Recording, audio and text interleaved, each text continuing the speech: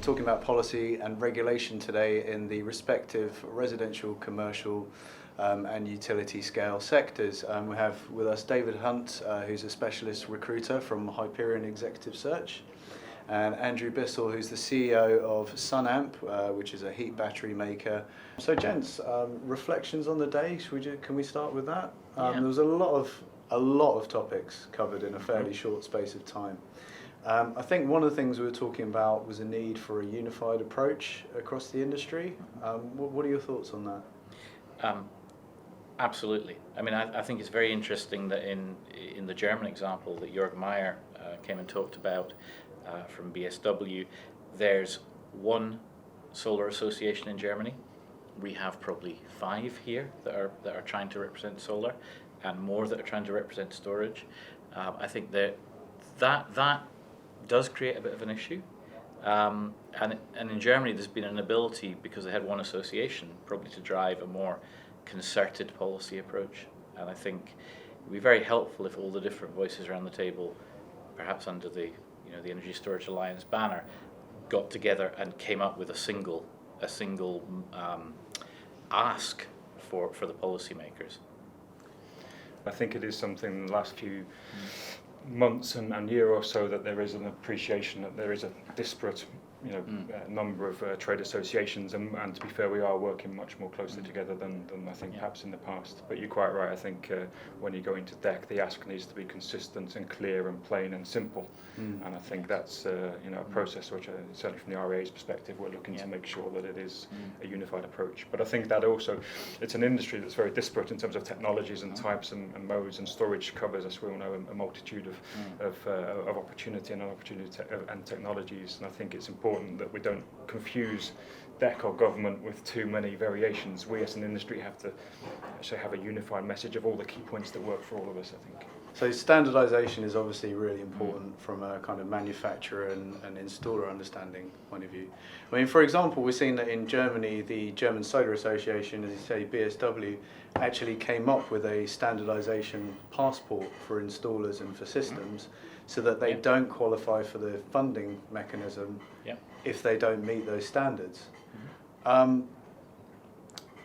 Is that the kind of thing that you think we should be asking for in the UK? And I think the industry is quite fortunate in some respects that the government is actually actively seeking or your views really on this. I mean, I think there's many things to like about that, but it can also stifle innovation. I'm here as a manufacturer of heat batteries. They're not lithium-ion, So if the passport is based around the idea that it's got to be lithium-ion or it's got to be electrochemical, then we're frozen out, and it's one of the things I'm going to go and find out about the German market. Are we actually frozen out of the support mechanism? That may not matter, because our cost per kilowatt hour and our cost per kilowatt hour round trip is so much lower than electrical batteries that we'll probably be able to stand on our own feet and compete evenly. But there is a danger that the more you standardise in a very early market, the more you freeze out innovation. It's very pleasant for the incumbents, but you have to actually look at the greater good and say that bringing innovation through is also important. So it's got to be standards with a degree of flexibility or a path for adding something new. Sure. And David, what are the points that you'd ask the government to consider? Yeah, I think having lived through the early days of the solar boom, the roller coaster, and the cowboys sort of entering the market, that's what really does concern me on behalf of our client manufacturers and the industry as a whole.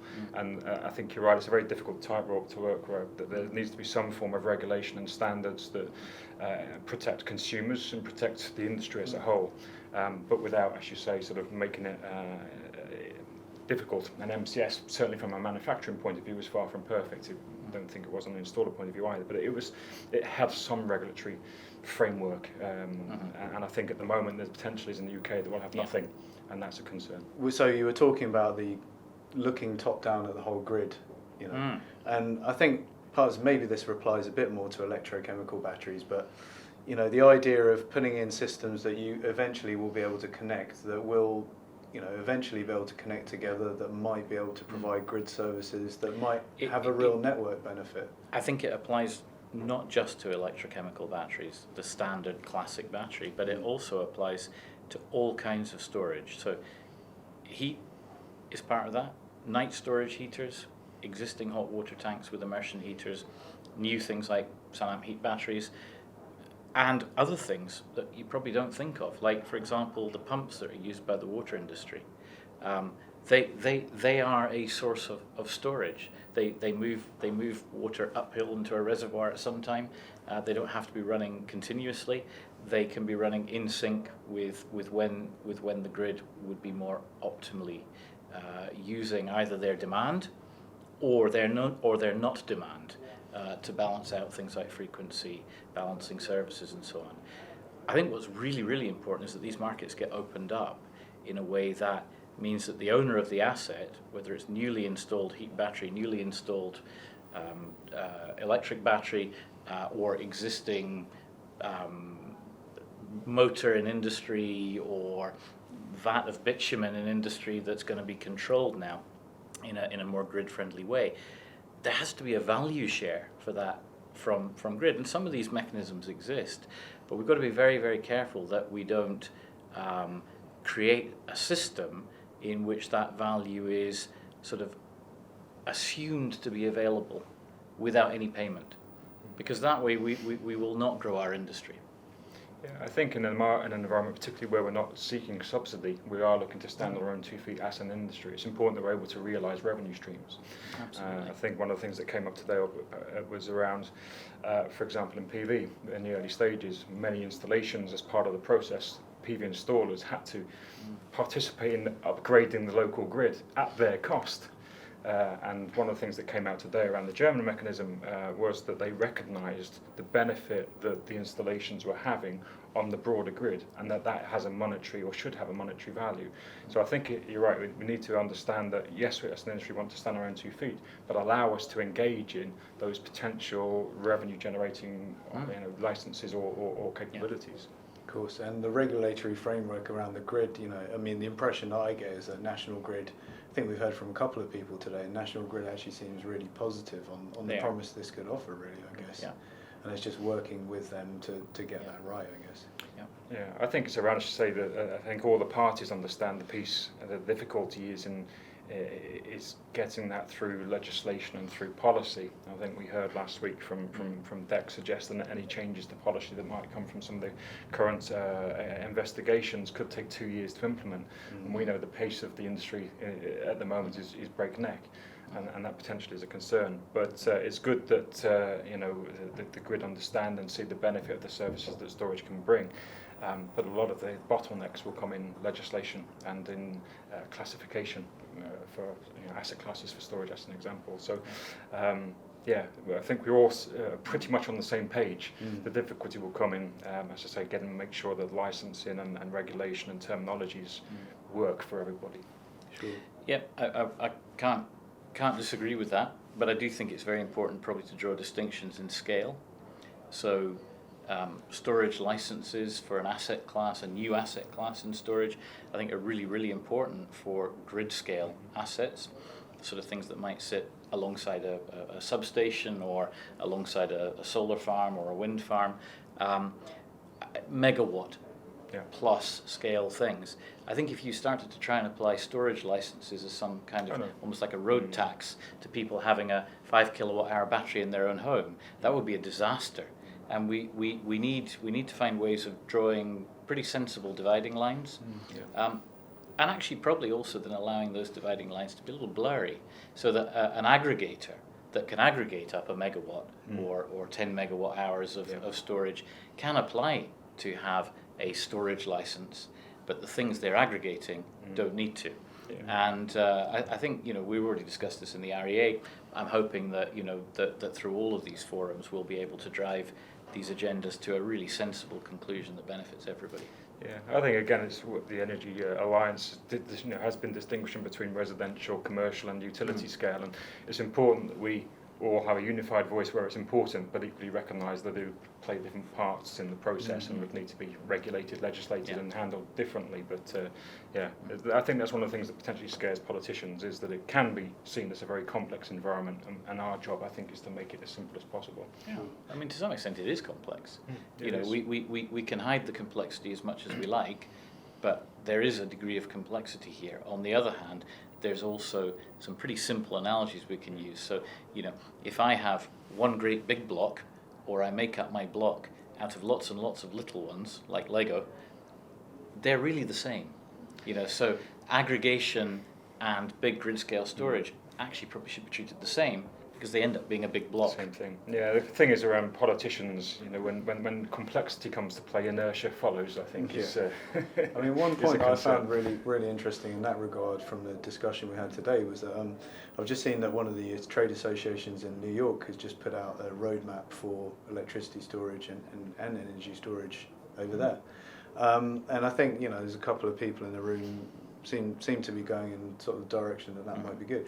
I mean, I think one thing that really comes across here is that there's addressable markets already that obviously exist, but they're, in terms of the retrofit and stuff like that, and that's obviously a great initial point of focus, but in terms of both scaling that up and in terms of the range of services they can provide both, behind and in front of the meter. Well, what are your thoughts on maybe something like a graduated roadmap sort of thing? And I mean, maybe we don't have the kind of policy stability, over the last few years in renewables in the UK to enable that, but what would be your view on something like that? I think certainly they're starting to exist, and touching on one of the earlier points, the REA, and I know the STF sort of did something similar for solar and are working on reports for integration of storage. I think the sample in New York, for example, there seems to be some drive behind implementation. So having a roadmap is one thing, but actually some mechanism to drive that is the critical part. I think it's certainly ideal. I should say there are stages that every market goes through, and we can learn a lot from Germany as we learned today. So yeah, having a roadmap I think is a very good idea, but it's like anything. If it's a document that serves no purpose, a lot of time and effort can go in for no real reason. Yeah. It's about having buy-in, I guess, from DEC and Ofgem and others that they listen to and try and agree to implement where feasible the roadmap that's industry comes up with. Yeah, I mean, I guess that gives you a demarcation of this is the initial point of focus where things already work, and then once that's sorted, you can then move on to the slightly bigger grid scale things and so on, rather than the document in itself being that's fine, but particularly useful. That model, which was really espoused very well by Jörg Meyer, about in the early market, it's going to be people's passion that drives this. Individual consumers saying, I'm behind the transition, the Energiewende in Germany, or the energy transitions that we're going through, or I'm so passionate about the tech. I've got my Tesla Model S in the garage, and I've got my energy store from, hopefully, maybe it'll be Tesla, maybe it will be somebody else, maybe it'll be us, in the house, because I think it's cool. And there's an element where, I mean, he didn't say the word geek, but we all knew that he meant that. I also don't see that as a negative term. Geek is not negative at all. Yeah. Geek and proud. Geeks can drive markets. We can drive market transitions. My iPhone or whatever it is, it all starts with geeks.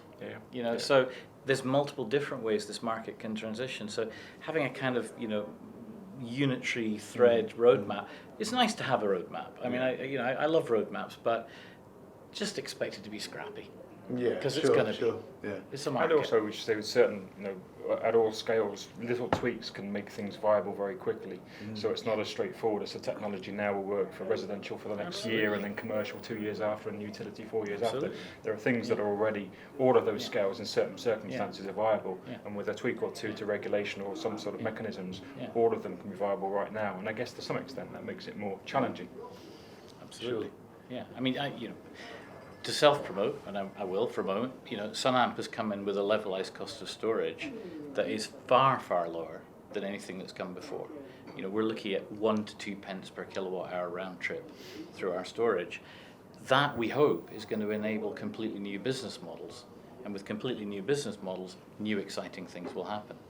I don't want a roadmap that stifles that, because we're not supposed to get to that number for another 5 years or another 10 years. Yeah.